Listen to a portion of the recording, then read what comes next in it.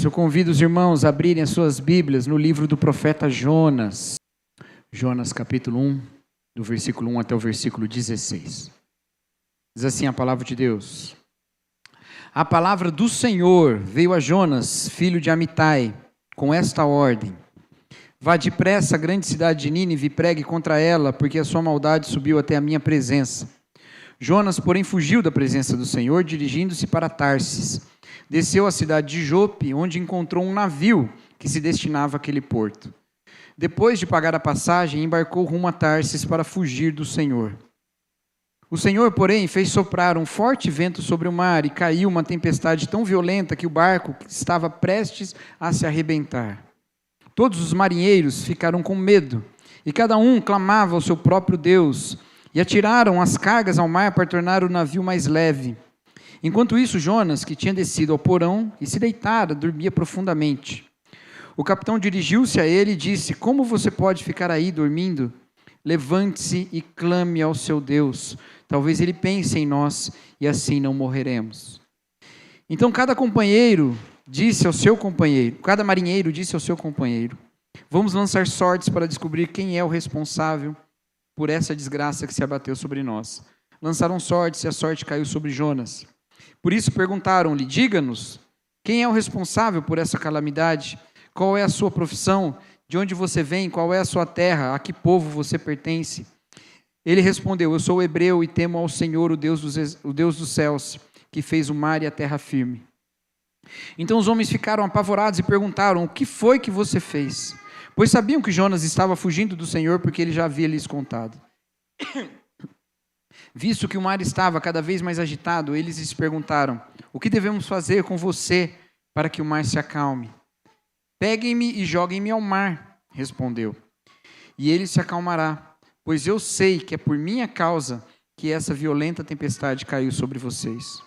Em vez disso, os homens se esforçaram ao máximo para remar de volta à terra, mas não conseguiram, porque o mar tinha ficado ainda mais violento contra eles. Então clamaram ao Senhor: Ó Senhor, nós suplicamos, não nos deixes morrer por tirarmos a vida desse homem. Não caia sobre nós a culpa do sangue inocente, porque tu, ó Senhor, fizeste o que desejavas. Em seguida, pegaram Jonas e o lançaram ao mar enfurecido, e este se aquietou. Tomados de grande temor ao Senhor, os homens lhe ofereceram um sacrifício e se comprometeram por meio de votos. Amém. Talvez essa história seja a que eu vou contar, seja comum também na sua vida. Se você cresceu com irmãos, né, numa casa com irmãos. Eu cresci com duas irmãs, quer dizer, crescer é relativo, né? Eu envelheci com duas irmãs.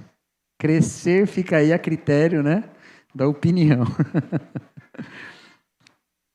E nas brincadeiras infantis, obviamente, alguma rusga, discussão, né, algum tipo de desavença aparecia.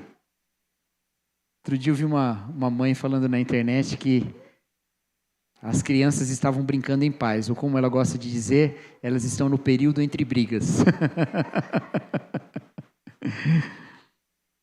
E às vezes, na nossa casa, a parte que se sentia injustiçada, ao invés de fazer justiça com as próprias mãozinhas, recorria à instância superior, a mamãe. Corria para a mamãe e dizia: Mãe, olha o que o Cacau está fazendo. Geralmente eu que atentava, né? O mais velho, né, tem a prerrogativa. A única fase da vida que eu era o maior do que alguém, né? Olha lá, acho que Deus me fez pequeno para eu não continuar assim a vida inteira. Eu ia ser um bully.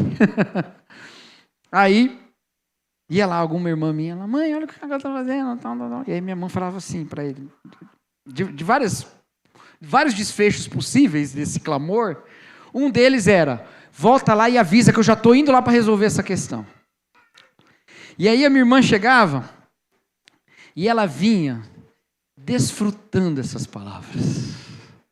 Ela vinha degustando. Ela vinha com a boca cheia.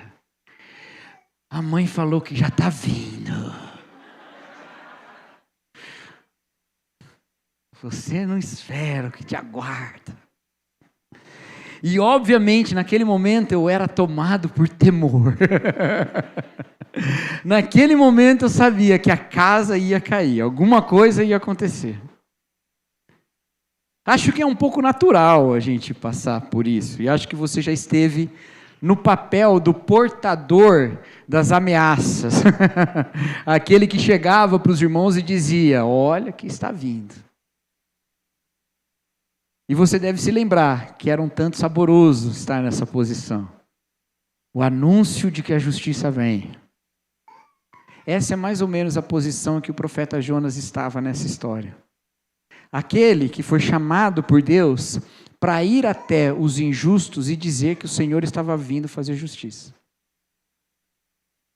Jonas era um hebreu, como ele mesmo diz aqui nesse capítulo, um servo do Senhor. E nesse período havia uma grande ameaça do império do momento, que era o Império Assírio, que tinha como uma de suas grandes cidades a cidade de Nínive. E era um império que estava dominando. O Império Assírio surge ali no norte da Mesopotâmia e começou em algum momento, se espalha, dominando várias cidades da Mesopotâmia e também ali indo mais para o lado do Transeufrates, atravessando o rio Eufrates, que vai chegar até a terra de Canaã. Estavam se expandindo, havia um medo. E Jonas é chamado, e Deus diz, olha só o que Deus diz para Jonas. Ele não fala assim, vai lá para os assírios e fala que eu os amo. Não. Deus diz para ele, vá depressa, versículo 2, vá depressa à grande cidade de Nínive e pregue contra ela. Pregue contra ela, porque a sua maldade subiu até a minha presença. Veja, irmãos, Deus não está dizendo para Jonas ir até Nínive levar uma boa notícia. Deus não está dizendo, como às vezes nós interpretamos esse livro de maneira errada, para Jonas ir até Nínive como um missionário, para pregar o evangelho da salvação para os ninivitas. Não. Deus manda Jonas ir anunciar a destruição.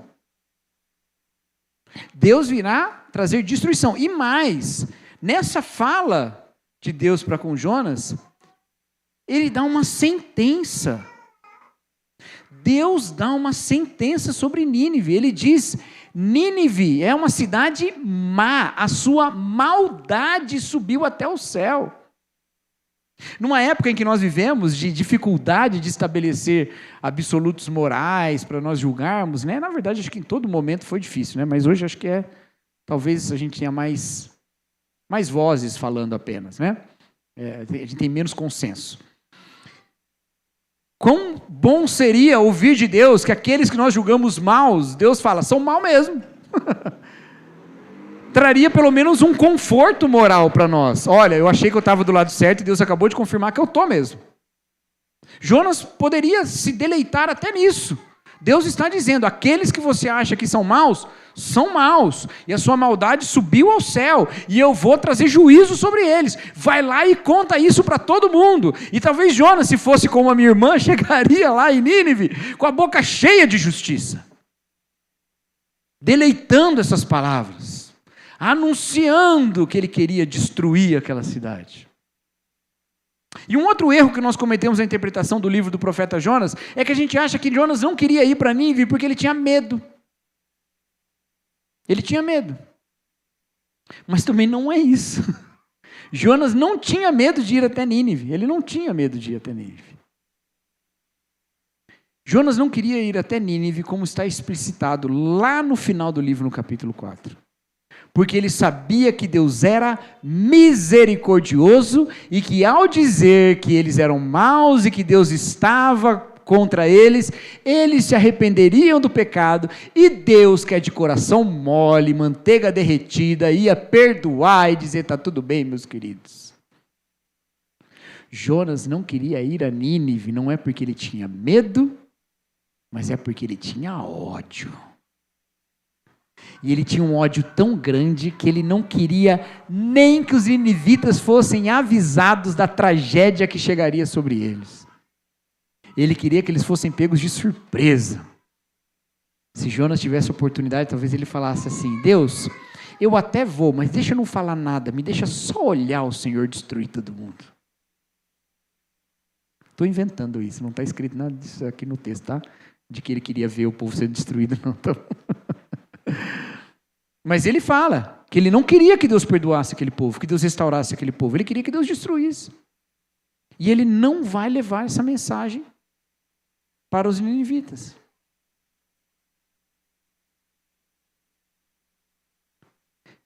Jonas é um profeta que nós chamamos de fujão por causa disso, né?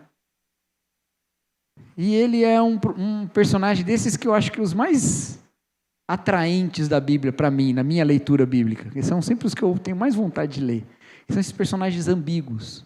Porque por um lado, Jonas é tomado por essa raiva, por esse ódio, por esse desejo de vingança. Por outro lado, Jonas demonstra um conhecimento profundo do caráter de Deus. Um conhecimento profundo da misericórdia de Deus. Ele sabe que Deus é perdoador e que mesmo que Deus tenha dado para ele uma boa notícia, eu vou destruir Nínive, que aquilo não condiz com o que Deus vai acabar fazendo, porque Deus é misericordioso. A verdade, meus irmãos, ainda que Jonas ouça as palavras de justiça que ele tanto queria, ele conhece o caráter de Deus suficiente para saber que Deus não é do jeito que ele queria. E por isso não é de Nínive que ele foge, é de Deus que ele foge. Não é dos assírios que ele foge, é de Deus que ele foge. Ele foge do Deus misericordioso. Mais uma vez, meus queridos, você pode achar que Jonas fugiu de Deus porque tinha medo de que Deus se voltasse com raiva sobre ele. Mas não. Jonas não tinha medo de encontrar o Deus irado, Jonas tinha medo de encontrar o Deus misericordioso. Jonas não queria encarar a realidade da misericórdia de Deus em conflito com a sua vontade de um Deus guerreiro que arrasaria o povo que lhe odiava. E é isso que o ódio faz no nosso coração, meus queridos. Ele nos faz nos afastar do Deus revelado na cruz de Cristo. Você pode se aproximar de outra divindade, você pode se aproximar de um outro Deus pelo seu ódio, mas não do Deus revelado em Jesus Cristo. Não, porque esse Deus é misericordioso. Deus não é aliado dos nossos ódios, Ele nos convida a participar do seu amor. O ódio nos afasta do Deus verdadeiro, nos faz fugir do Deus verdadeiro. Jonas queria fugir do Deus misericordioso. Então ele toma um barco e ele vai até Jope, que era uma outra cidade de outro povo. Toma o barco ali em Jope na direção de Tarsis. E aí, algumas dúvidas sobre que porto é esse de Tarsis. Alguns entendem, geograficamente, que esse porto seria um porto mais próximo ali da Arábia. Mas eu gosto e entendo e acredito que Tarsis é a referência a uma cidade do fim do mar Mediterrâneo, no que hoje nós chamamos de Espanha. E por que isso? Porque a preocupação aqui no livro de Jonas, ela não é geográfica. Ela não é o quão possível era fazer essa viagem, apesar dela ser possível, mesmo que eles tivessem talvez que parar em alguns lugares, já que era uma viagem muito cara até o fim do mar Mediterrâneo, atravessar o mar Mediterrâneo inteiro. Para vocês é para o lado de cá, eu sempre faço o contrário.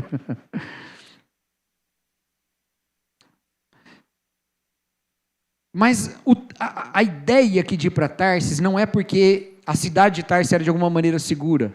É porque ela era literalmente o fim do mundo.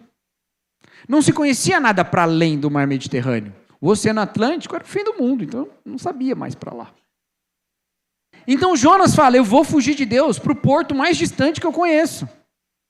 É como se a gente quisesse fugir de Deus, fosse, sei lá, para o Japão, para a Nova Zelândia, pensando que é o lugar mais distante da onde a gente está. E nem é, né? Tem lugar mais distante. Sei lá se é também. Não sei. Acho que é, né? Não sei. Vamos para o lugar mais distante que a gente puder. Vamos fugir de Deus. É isso que Jonas está fazendo. Ele está tentando fugir de Deus. Ele está indo para o porto mais distante. Para o ponto mais distante onde ele pode ir. Fugindo do Deus verdadeiro, do Deus misericordioso. E aí na embarcação, na direção de Tarsis, a fúria de Deus, não era o Deus furioso que ele queria, a fúria de Deus se manifesta. E as tempestades atingem o barco, e o barco começa a ser atingido de um lado para o outro. E aí, Jonas se desespera. Não, quem se desespera?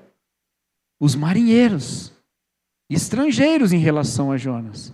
Jonas está tranquilo. O que é uma outra figura profundamente perturbadora. Você já tentou dormir na turbulência de um avião? Não tem como, gente. É a mesma coisa. Eu acho que é pior às vezes, eu acho. Sei lá, não sei se é pior, mas acho que é pior. Já viu vídeo de tempestade de navio? Aqueles navios gigantescos, né? Que fazem comércio ali no Oceano Pacífico, que passam pelo Canal do Panamá, ou aqueles que passam pelo sul da América do Sul. E as ondas são gigantescas, e você olha, às vezes, imagem de helicóptero, de drone, e você fala assim, meu Deus, isso aí é para arrebentar qualquer um. E essas tempestades que dão contra esse barco, revelam essa fúria de Deus, mas Jonas está dormindo. Como pode Jonas estar dormindo nesse tipo de tempestade? Eu digo para você como pode, porque quem tem ódio no coração descansa num Deus furioso. Quem tem ódio no coração descansa num Deus que está irado e que quer destruir os seus inimigos, ou que quer destruir qualquer um. E vou dizer, irmãos, existe um conforto na ira, existe um conforto no ódio. E hoje eu quero te convidar a abandonar esse conforto. Sabe por que existe um conforto no ódio? Porque quando você odeia, você bota o outro no outro polo do espectro moral. Se eu odeio o Silvio é o extremo do mal. Então eu sou o extremo do bem. E o mundo fica preto e branco e eu fico tranquilo, confortável. E num mundo complexo como o nosso, o ódio é reconfortante. Porque a gente sabe quem odiar e sabe a quem se aliar. É um tiroteio de um lado para o outro. É uma guerra incessante. Mas quão confortável é criticar alguém, falar mal de alguém, desferir palavras de ódio contra alguém, e alguém do seu lado concordar com você.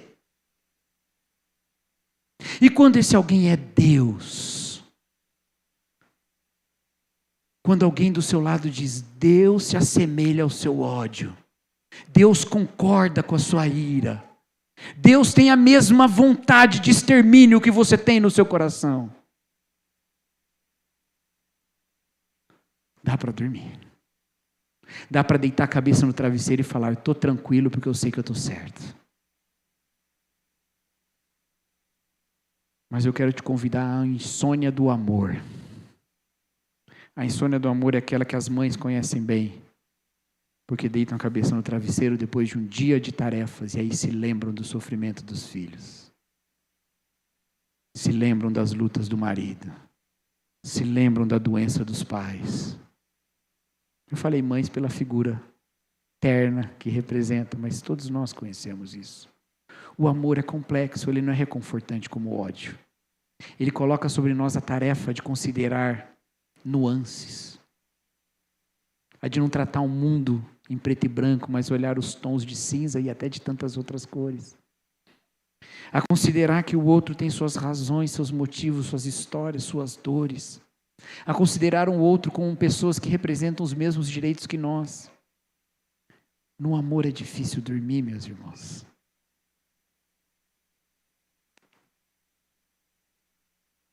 Jonas descansa porque o ódio é reconfortante, porque ele encontra conforto num Deus irado. Esse é o Deus que eu queria encontrar. Tanto é que você vê a história, Jonas é blasé nessa história. Blasé. Como é que você pode dormir, rapaz? Está de boa. Como é que você pode, tá? Não estou de boa. Aí lança a sorte, cai sobre ele. Aí acha que ele vai falar, não, eu não, imagina. Mas assim, não, sou eu mesmo. É que eu estou fugindo de Deus. Qual Deus? O Deus que criou a terra firme e o mar. Ah, que legal, então se a gente conseguir para a terra firme, ele está lá esperando a gente também. É. Então o que a gente faz? Me joga na água. É terrível que Jonas, no final dessa história, vai estar profundamente atormentado, quando Deus se mostra misericordioso, mas aqui, ele está tranquilo, pacífico. Me joga na água. Me mata. Porque se é para viver num mundo em que os ninivitas são poupados, eu prefiro morrer. Esse é o nível do ódio que ele chega. É o nível do ódio que ele chega. Porque você pode descansar no ódio, mas você não pode viver no ódio. O amor é que dá vida.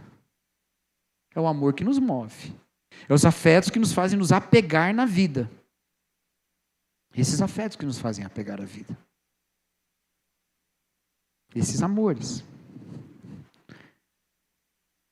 Jonas está tranquilo aqui diante da possibilidade de morrer, porque ele não quer viver no mundo em que essa crise acontece, em que Deus parece ter misericórdia de Nínive, que Deus nem tinha revelado para ele ainda. Ele está lá imaginando lá na frente. E talvez seja por isso que de todos os profetas Deus escolhe justamente Jonas. Na verdade eu estou dizendo talvez, mas eu vou afirmar categoricamente, é exatamente por isso. Porque essa história, ela apresenta conversões.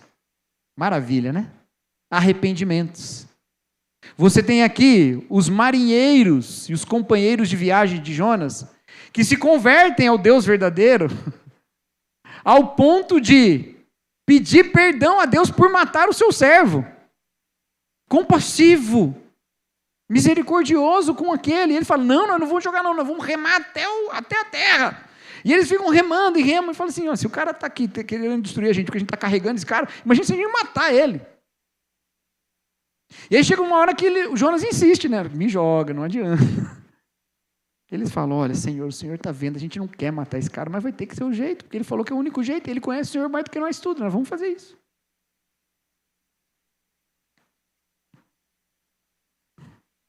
Os estrangeiros de outro povo, de coração quebrantado diante de Deus, reconhecendo que não poderiam, para sua própria sobrevivência, matar uma pessoa. Querendo poupar todo mundo, inclusive a causa das ameaças. Enquanto Jonas tem a postura completamente diferente. Os ninivitas me ameaçam, eu quero que eles morram. Tem a conversão dos próprios ninivitas no final da história. Estou dando spoiler aqui, vocês conhecem a história. Que se arrependem, que se quebrantam, que fazem jejum, que se colocam nas cinzas, que se vestem com saco.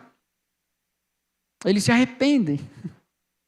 Tem o arrependimento da baleia, que engole Jonas e vomita depois. Tem um arrependimento de Deus, que diz, eu vou destruir Nínive, e no final não destrói. Qual é o único que não se arrepende? Jonas. Essa não é uma história de como converter um povo em missões transculturais. Essa é uma história sobre como o próprio povo de Deus e os seus profetas, às vezes, precisam se converter. Precisam de arrependimento. E quantas vezes é mais difícil eles se arrependerem? Porque eles acham que eles carregam o certo e o errado.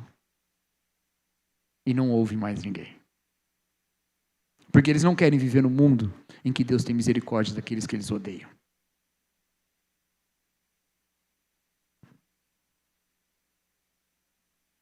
O ódio nos afasta de Deus. O ódio é confortável. E o ódio nos torna insensíveis. Insensíveis em relação aos outros. É muito bonito a maneira como estes homens que não conheciam Jonas fizeram uso dos seus meios para descobrir a verdade. Descobrem. Eles tiveram a ideia de lançar sortes. Eles lançaram, caiu em Jonas. Eles perguntam, é você? Eles dão chance para Jonas se defender. E Jonas diz, sou eu. Eles confirmam tudo o que eles acreditam. E ainda assim esses homens falam, não posso matar. Eu não posso matar um homem só porque eu quero sobreviver. Eu não posso matar um homem só porque tem uma tempestade. Eu não posso fazer isso. É bonita essa resistência, essa dificuldade. E Jonas não se move por essa realidade. Ele se torna insensível.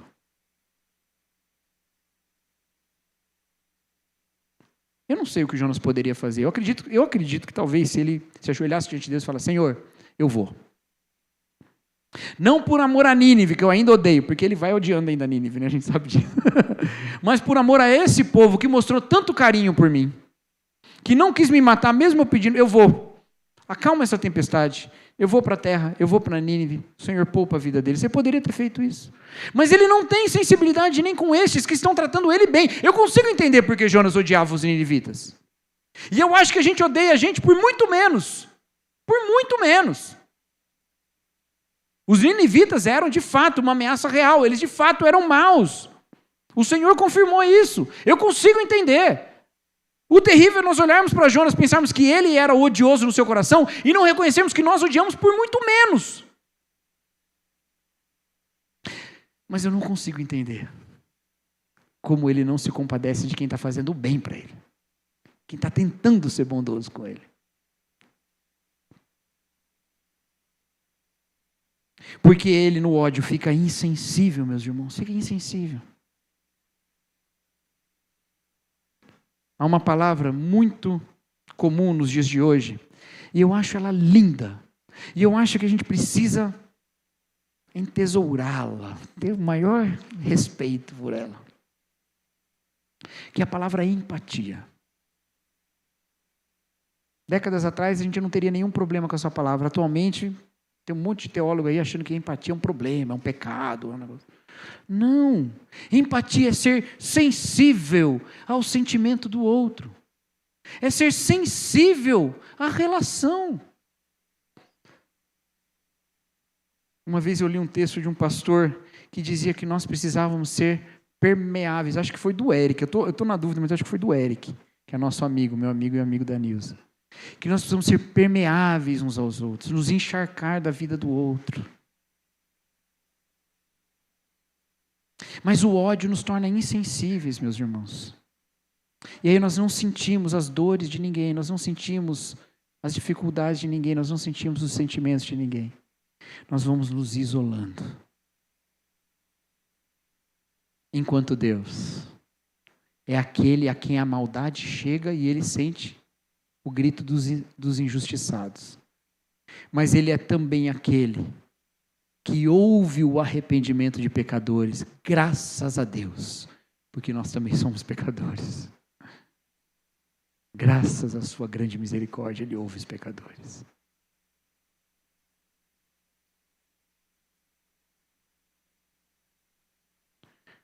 O ódio nos faz fugir de Deus e o ódio nos faz fugir do outro.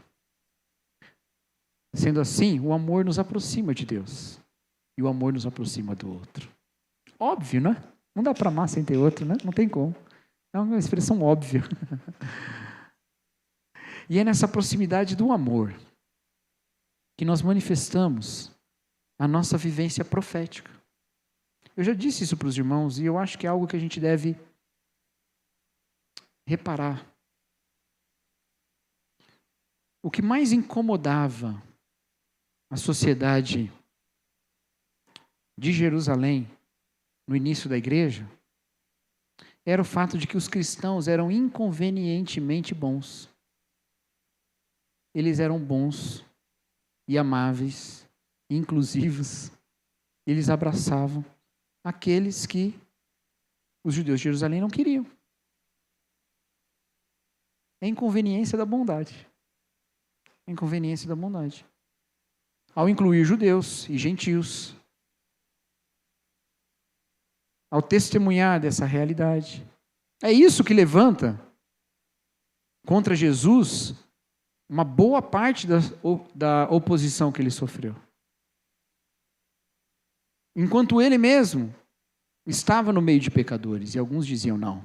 E aí, remetendo à palavra que eu trouxe na ceia,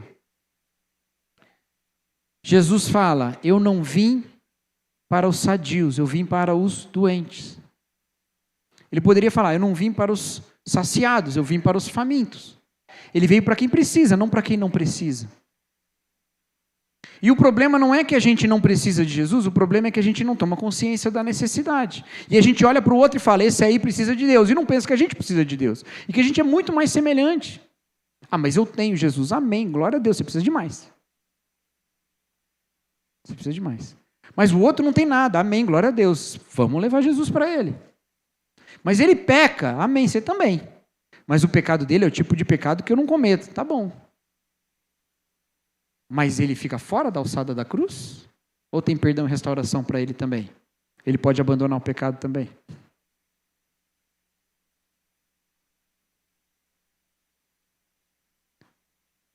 O amor nos afasta do outro. Desculpa, o ódio nos afasta do outro. O amor nos aproxima ao outro. E se Deus é esse Deus de misericórdia, eu deveria tomar consciência de que eu não estou no polo justo da moralidade. E entender que eu só estou próximo dele porque ele também tem misericórdia de mim. Porque se Deus fosse um Deus de ira, tinha ira para todo mundo. Ah, mas Deus tem ira. Tem, gente. Vocês estão entendendo o que eu estou dizendo, né? Vou explicar melhor. Tá bom, vou explicar melhor. Deus tem ira? Tem. A palavra de Deus fala que Deus ira-se? Sim. Ela também fala que Deus demora para irar? Sim. Ela também fala que a ira de Deus dura um instante, mas sua misericórdia dura para sempre? Sim. Fala tudo isso. Mas fala que Deus se ira. Mas a ira de Deus, meus irmãos, ela é contra a injustiça. Então ela é circunscrita ao período da eternidade em que a injustiça existe. Estão entendendo o que eu estou dizendo? Na eternidade passada, quando existia só a Trindade, existia injustiça? Não. Tinha ira de Deus? Não, porque não tinha injustiça. Então a ira de Deus não é um caráter eterno dele. Não é a característica eterna de Deus. Qual a característica eterna de Deus que frutifica a sua ira? A sua justiça, a sua santidade. A ira de Deus nada mais é do que a resposta da justiça de Deus à injustiça. Quando a injustiça não existe a ira, mas a justiça existe, Deus continua justo. Entenderam? Meio filosófico, né? Mas deu para entender. E aí a gente fala, tá, então quando Deus perdoa o injusto, ele então deixou de ser justo e passou a ser injusto, então Deus necessariamente precisa ser irado para ser justo, já que o mundo tem um monte de injustiça? Não. Porque existe uma outra resposta de Deus à injustiça. E essa resposta chama-se justificação. E Deus escolheu manifestar a sua justiça com justificação. É isso que o apóstolo Paulo fala lá em Romanos. Que o evangelho é poder de Deus. Terrível. É a justiça de Deus. Se Deus tem poder e justiça, eu estou na roça, porque ele vai arrebentar comigo. Eu sou injusto e fraco. Ele é poderoso e justo. Não vai dar certo. Para a salvação de todo aquele que nele crê. Primeiro do judeu, depois do ninivita e do grego, de todo mundo. Que palavra nós carregamos, meus irmãos? Não é o anúncio do juízo, mas o anúncio da misericórdia de Deus. De um Deus que tem ira, e cuja ira se manifesta como resposta da sua justiça em relação à injustiça, mas um Deus que escolhe manifestar a sua justiça com justificação, pegando o pecador e trazendo aos pés da cruz arrependido. E aí que eu admiro mais Jonas, porque essa mensagem está no Novo Testamento, mas Jonas parece que de alguma maneira sabia dela, e dizia, Senhor, os ninivitas vão se arrepender e você vai perdoar, porque o Senhor é assim. E a gente continua esperando que Deus derrame a sua ira, ao invés de pregar o evangelho para a salvação de todo mundo que está distante. Para o arrependimento dos pecados e a confissão, porque não se engane, os ninivitas são maus, mas tem perdão para eles. Há maldade e maldosos ao nosso redor, mas tem perdão para eles.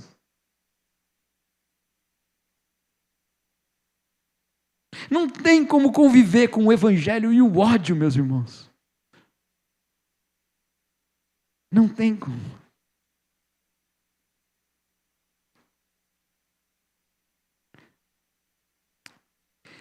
E é assim que eu gostaria que nós fôssemos conhecidos, é assim que eu quero que nós sejamos conhecidos, é assim que eu quero que eu seja conhecido. Melhor eu falar nessa primeira pessoa de singular para saber que eu também estou distante disso.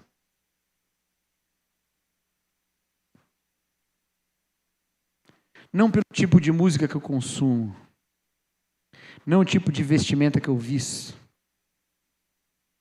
Ainda que essas questões, como nós somos culturalmente influenciados pelo nosso entorno, a igreja faz isso com a gente também, nos influencia culturalmente, nos ensina a admirar algumas coisas. Hoje você cantou uma música aqui que você achou linda, não sei qual delas, e você vai ouvir no seu Spotify essa semana. E aí você vai dizer, nossa, meu Spotify só tinha menos é mais, agora entrou uma música cristã. Descobri que o P do pecado é outra coisa na Bíblia.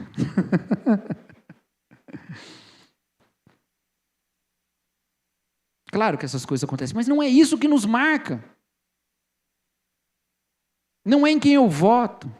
Não é a minha opinião sobre tal tema. É como eu amo.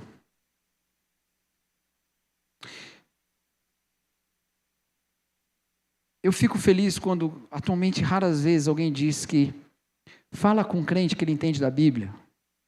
Eu me lembro de uma vez numa sala de aula. Eu acho que eu já contei essa história aqui, né? Eu tinha aula de geografia com uma professora que, curiosidade que não interessa a ninguém, mas é só porque eu acho curioso, era irmã do Faustão. Olha que legal. O Faustão nunca deu aula pra gente. Queria ter tido uma aula com o Faustão para saber, né, como é que era. E ela foi dar aula sobre a história das questões da Palestina, e ela resolveu começar lá na antiguidade. Ela fala assim, gente, agora eu vou entrar num assunto que é um assunto bíblico, e eu não sou religiosa. Então, quem entende da Bíblia, me ajuda. Especialmente os batistas, porque eu sei que eles estudam muito a Bíblia. Ah, irmãos, eu fiquei. É isso mesmo. Mas eu dou oportunidade para outros aqui falarem.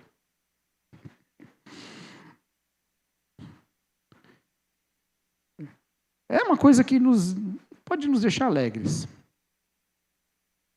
Uma vez ouvi uma história também de que tinha um teólogo protestante famoso e um teólogo católico conversando, e aí o teólogo católico falou um negócio e o protestante falou, inclusive tem aquele texto bíblico que diz isso.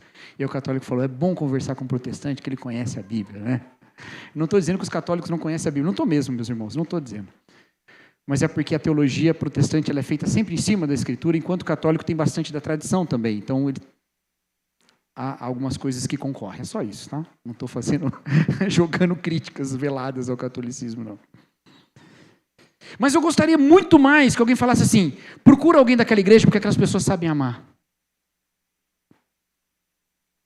É claro que a gente não vai saber amar do jeito que Deus ama se a gente não procurar na palavra. Dietrich Bonhoeffer fala que só Cristo nos ensinará pela tua palavra o que é o amor.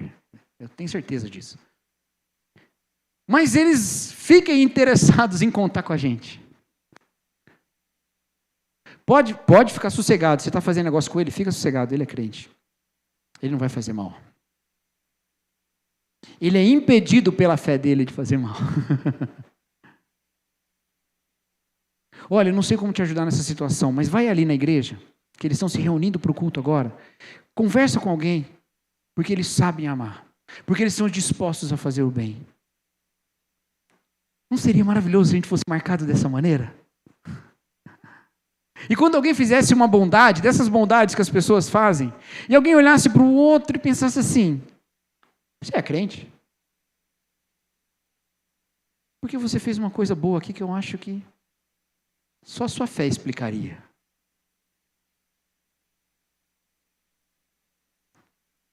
Eu espero que Deus manifeste isso na nossa vida.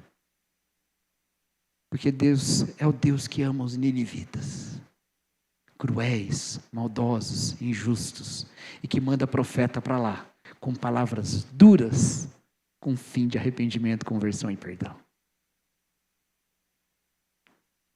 Podemos ser palavras duras, mas tenhamos corações moles, amém? Tenhamos pés corajosos. E acima de tudo, a consciência de que se estamos aqui, estamos pela misericórdia de Deus. Nós também. Somos todos ninivitas. Vou fazer uma camiseta.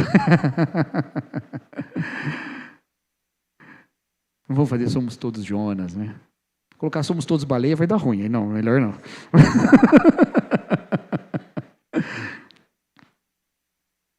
Que isso seja verdade, meus irmãos. Nós acabamos de cantar uma música que fala do amor de Deus. E ela fala que o amor de Deus é furioso. Irmãos, eu adoro essa música, adoro essa expressão, mas eu sempre fico pensando o que as crianças estão pensando quando estão cantando ela. Eu não sei se alguma chegou para mim e falou, por que Deus é furioso? Mas a ideia do furioso, porque a música fala nesse sentido, e inclusive a imagem escolhida pelo pessoal aí foi essa de um mar, é a fúria de um mar, de um rio caudaloso, furioso, mas cuja fúria é para a salvação. O amor furioso de Deus, porque Ele é intenso, porque Ele é arrebatador. Correndo o risco de exagerar no paralelo, não é o rio que enche e arrasta casas, mas é o rio furioso que passa por uma turbina e gera energia. Para exagerar ainda mais no paralelo, que vai iluminar uma cidade sobre o monte. Ah, ficou bonito, hein? Fala a verdade. Iluminada pelo amor de Deus. Furioso amor de Deus, que por onde passa leva. Só Ele pode promover a vida. Amém, meus irmãos? Vamos orar então? Eu sei que você já confessou seus pecados a Deus. Mas eu quero que você coloque diante de Deus, agora, a sua ira, o seu ódio. Eu não tenho ódio. Amém. Glória a Deus por isso. A sua ira, então. Eu não tenho ira. Amém. A sua desavença. A sua indignação. O seu ponto de desconforto. Aquele negócio que está cutucando você falando, mas ele é ruim mesmo, aquela pessoa, né? Olha só como é que ela é. Coloca isso de Deus, não deixa crescer, meus queridos. Como a palavra de Deus fala, não se põe o sol sobre a sua ira, não dá lugar ao diabo. Você dá lugar ao diabo, não dá lugar. Queira se encontrar com Deus misericordioso, não fuja do Deus misericordioso, porque você vai cair na mão do Deus irado. Não tenha conforto na ira ou no ódio. Corra para o desconforto do amor. Amém? Vamos orar. Senhor de amor, misericórdia e graça, obrigado a Deus pela tua graça maravilhosa, pelo teu amor poderoso, furioso, imenso, profundo. Aquele, ó Deus, que revela a sua altura, largura, extensão, profundidade em Jesus Cristo e que nos faz entender o amor que vai além do entendimento. Senhor, que seja essa a energia que nos move, o fluxo da sua graça que nos faz ser graciosos na direção do outro. Não nos deixe, ó Pai, ser tomados pelo ódio, como se ele fosse um instrumento de justiça. Nos ensina, ó Pai, a viver o desconforto do amor. Não nos deixe descansar no ódio, não nos deixe descansar na ira, não nos deixe, ó Deus, ter o coração tomado por desejos de que os outros se deem mal, mas move em nós, ó Deus, um coração disposto ao bem e mãos estendidas, vozes prontas para trazer palavras de salvação, pés dispostos a andar uma segunda milha, ó Deus. Nos ensina, ó Pai, a ser como Jesus, manso e humilde de coração. Obrigado, Pai, porque o Senhor tem dado oportunidade de pessoas iradas como nós estarmos diante do Senhor misericordioso e aprendermos com a sua palavra a vivermos pela sua graça, Deus. E é a graça do nosso Senhor Jesus Cristo, o amor profundo e furioso de Deus, o Pai, a comunhão e a consolação do Espírito, e sejam com todos aqui, e com todos aqueles que amam ao Senhor Jesus Cristo com amor sincero, espalhados que estejam pela face da terra, hoje e para todos sempre. Amém. Os irmãos podem se assentar.